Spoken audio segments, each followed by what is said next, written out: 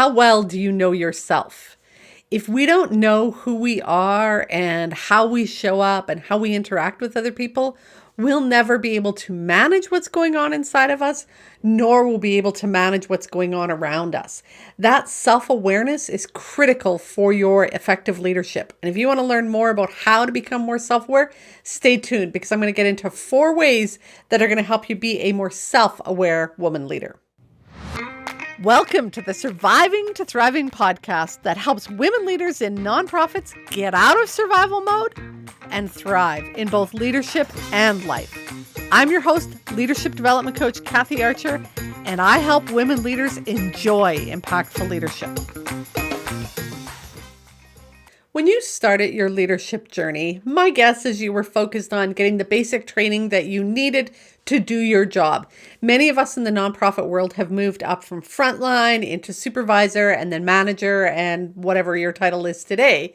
And we've learned the tactics, the strategies, but have you also learned about yourself in that process? The personal development journey is as important as the professional development journey, if not more important. And so today we're going to talk about one of the sections that I've been covering for the last few podcasts around the leadership circle profile. We're going to talk about self-awareness. So I just want to bring you back in because it's the new year and you may have kind of lost track of where we are with the podcast. In episode number 62, I introduced you to the leadership circle profile. The leadership circle profile is a 360 assessment where you look at your own leadership competencies, how you're showing up, but then you also get the feedback from other people on that. Perhaps the board, your employees, your boss, whoever it is, you get some of that feedback. The community can even give feedback. And you start to look at how you show up as a leader, how your competencies are helping you be that high integrity, strong, effective leader. So I introduced you to that. And if you want to go do your self-assessment piece for free, you can go do that at the Leadership Circle profile page. I'll make sure that the link is in the notes so you can go grab that free assessment. In episode number 64, I introduced you to the first competency, and that was about achieving those results. If you're going to be an effective leader, you have to meet your goals, hit the deadlines, achieve those standards, accreditation processes, do the things to make sure that things are running safely, smoothly. You have to get the results, balance your budget, all of that kind of stuff. So in episode 62, we talked about that. And again, I'll put the link to all of these in the notes. And in episode number 65, we looked at okay, so we're getting those results, but now how do I get my team to help me get those results? That competency is all around relating to your team, helping grow them, that staff development with them, team building exercises, taking your team and helping them be strong to achieve those results. The following episode, number 66, I had Michelle Malloy-Dillon on and we talked about coaching your employees. So we talked about that competency of developing and growing your employees by using coaching skills. That was to help you kind of get a better sense of how to do that. Then in episode 67, I talked about the third competency, which is around that systems thinking. We have to be a good systems thinker, thinking far ahead, thinking, how do all of the pieces fit together, being more strategic about things and making sure that you've got all that piece there. So that's the 3 that we've covered so far. Today, we're going to talk about the 4th one, and it is around that self-awareness. So I'm going to walk you through the four components of this self-awareness piece, and then stay tuned because in the next episode, I interview Vicki McLeod, and she's going to give you some tools, some self-reflective tools to help you be a more self-reflective leader. Also, to help you become a more self-aware leader, I've got a free worksheet for you. So if you go in the link in the notes, this worksheet's going to help you kind of dig deeper into what I'm going to talk about today and help you get the sense of how you're doing in different areas and maybe where you need to grow and develop. So I'll go through some of these questions towards the end and help you kind of think about how you're going to do that. The 4 components of being a self-aware leader are being a selfless leader, having balance, maintaining your composure, and being a personal learner. Let's dive into each of them. When we think about being a selfless leader, it means that you put yourself on the back burner sometimes. Your team, the mission, the role, the work that you're doing, the clients that you're serving often have to take that forefront place. We sometimes think of this as servant leadership.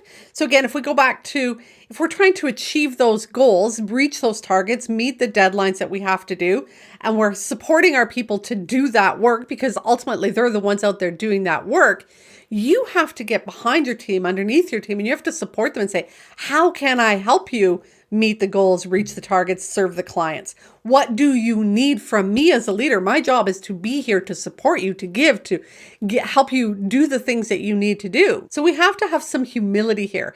It's not about us looking good. It's not about us making sure that, if we reach the targets, everybody's like, oh my God, Kathy, you're an amazing leader. No, it's what you're saying. Hey, we as a team reached this target. This is the work we did. And it's really taking a back seat to this whole process of getting the work done, meeting the target. Here's the way that you can really do this and focus on being this selfless leader. Focus on your mission. Really get connected deeply, passionately to that purpose, the reason you're in this job. Sometimes as we've advanced in leadership, we've kind of forgotten that and lost focus of that. Sometimes we need to really come back to, why does this matter to me? Why is it important to me? And why is it important to my people? Like, what difference does it make to them? And then look for ways to collaborate with them. Okay, we're all in this together and we have this deep commitment to the work we're doing. How can we work together? That's really what selfless leadership is all about. It's not putting you down or making you seem small. It's being that underneath person, lifting your team up so that they can do the work and making sure that you are there for them and putting them first, because ultimately at the end of the day, if they're not having their needs met and they're not meeting the goals, then you're going to feel like crap too. And the work isn't going to get done. So that's kind of this first part of the self-aware leader, is making sure that you are a selfless leader. The second component around self-awareness is really having a sense of balance. And when we think about this, sometimes it seems to contradict what we just talked about in terms of being a selfless leader and putting everyone first. But here's the thing. If you're going to be there and serve your people, help them to grow and develop, you have to take care of yourself first. You have to make sure that you are balanced, that you are doing the work to take care of yourself physically, mentally, emotionally. And how do you balance that high performance, that amazing outcome that you're looking for, that passionate, purposeful work, and your wellness, your health, your capacity to have the energy, the zest to do that work? That's what this balance piece is all about. When you think about balance, think about all of that stuff that happens in your day that creates tension and stress and builds up that sort of tough part of leadership that you're in constantly. The pressure, the expectations, the need to sort of perform. And how do you balance yourself when that's happening, which is like 90% of the time? Because again, you need to stay balanced to do this high pressure work. You need to take care of yourself so that you can do the work that is required of a leader, which means you have a lot of pressure on you, a lot of stress on you, and you have to take care of yourself. So that is the second component of being a self-aware leader. First, we are selfless. Make sure that we're there for our team. Second is we're balanced so that we can do that. The third one is we maintain our composure. And again, this comes back to, in those high tense situations, stressful, things are, going crazy and the pressure's on. Can you maintain your composure when things are extremely stressful? When the pressure's on, you're short-staffed, deadlines are looming, and, maybe a client just had a big episode. Can you maintain your composure when all of that is going on? Because here's the thing. When we talk, and so the whole point in this leadership circle profile, why we're looking at the competencies to help you be a better leader, is we are looking for you to lead with your strength of character. We want to have your reputation intact. What do people think about you? What do people say about you? What do, people say when you walk out of the room? That's your reputation. That's your character. And if you lose it when things are stressful, people know that and they're going to talk about that. Yeah, she's good. She's kind. Oh yeah, she's nice. But whoa, you wait. When the shit hits the fan, you better hide and run for cover because she loses it then. That's not the type of leader you want to be. You want to be the type of leader that can take that stressful situation, make sure that you're remaining balanced, maybe taking some time for self-reflection, taking a few deep breaths, reconnecting with your values, what's important to you, and, managing all of that, and then still being able to be decisive, still being able to stay composed, still being able to handle that stress well. That's this part about being composed. Composure comes back to emotional intelligence. In my membership site, I teach a ton of courses around emotions and managing your emotions and staying composed, because this is a critical component of leadership. It comes back to the competency we just talked about, which is that sense of balance. If you're not taking care of yourself, you haven't ate, you're running on empty, you're not sleeping well, you stayed late, you know, something's going on at home, it's hard to stay composed then. And what happens for most of us is when stress builds, we actually regress. Although we can be calm and kind and compassionate and generous and, you know, supportive when everything's going well, when the stress builds, which, like I say, often happens in leadership, we have this tendency to regress. And sometimes the sarcasm comes out, or the, you know, remarks that we didn't mean to, or we get a little bit angry, or we are short with people, or we just block the world out.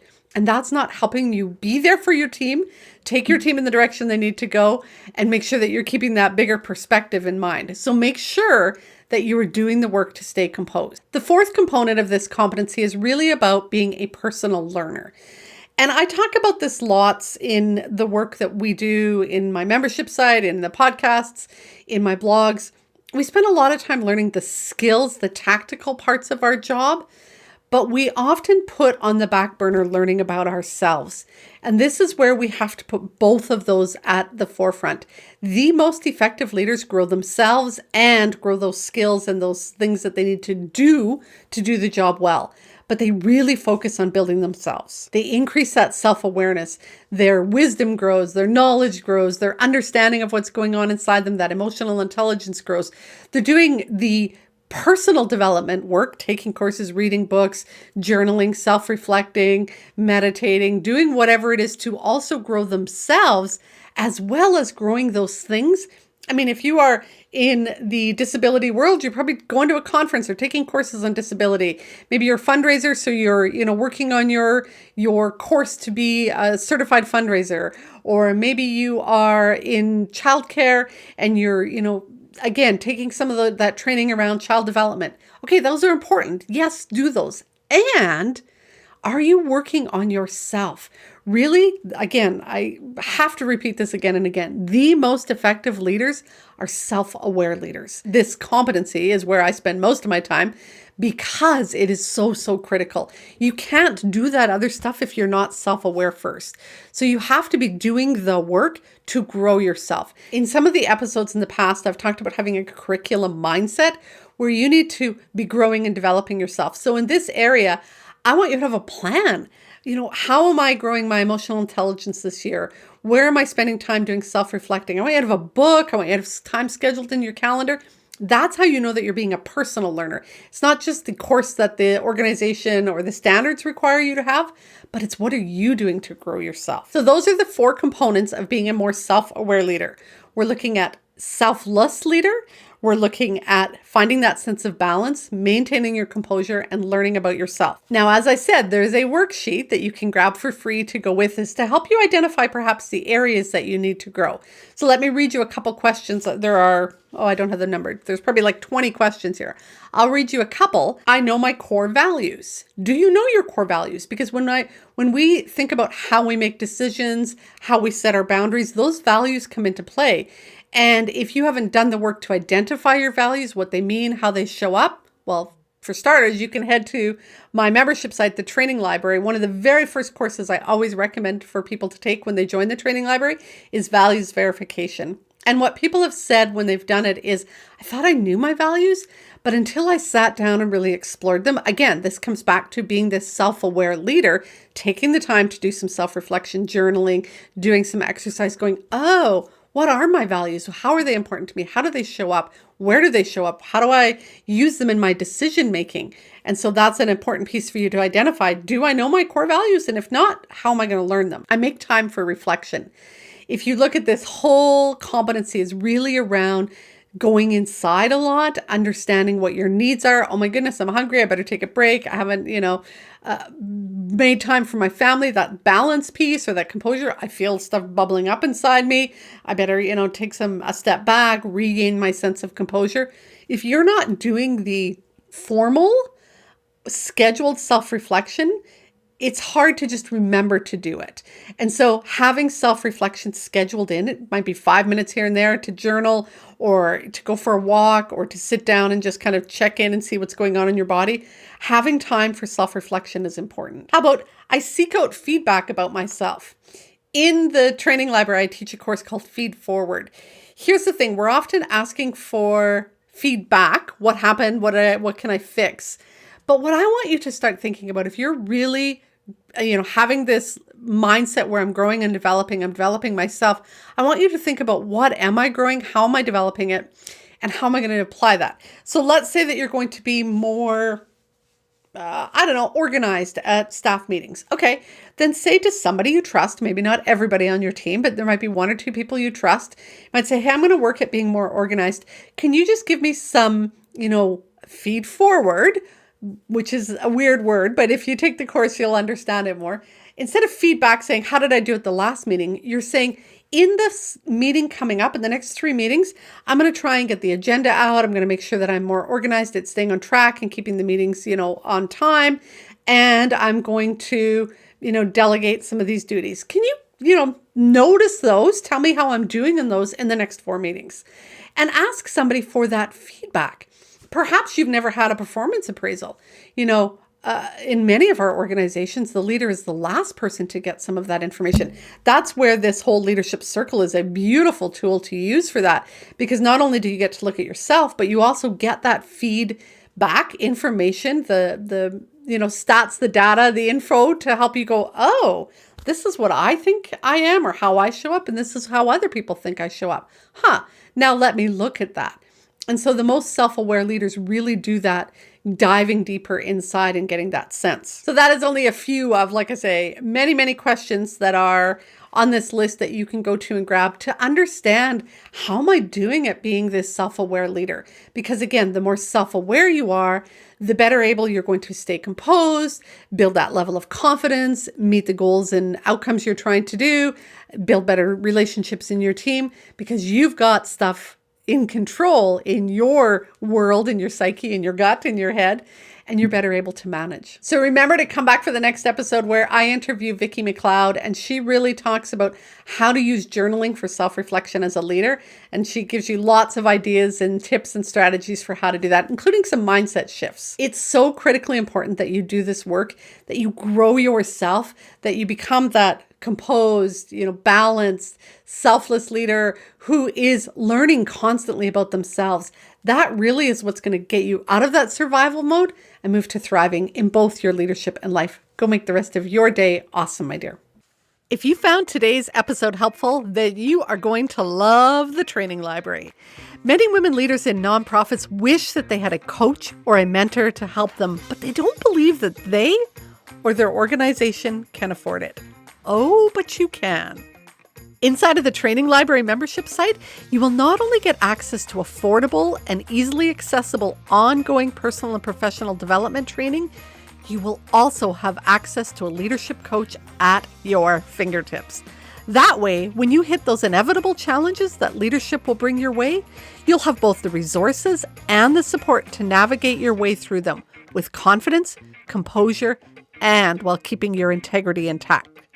To find out more, head to 𝐬𝐞𝐥𝐟.com/library. If you are enjoying the show, I'd love it if you could leave me a comment or a review on iTunes or wherever you listen to your podcasts. Thanks for listening. Go make the rest of your day awesome.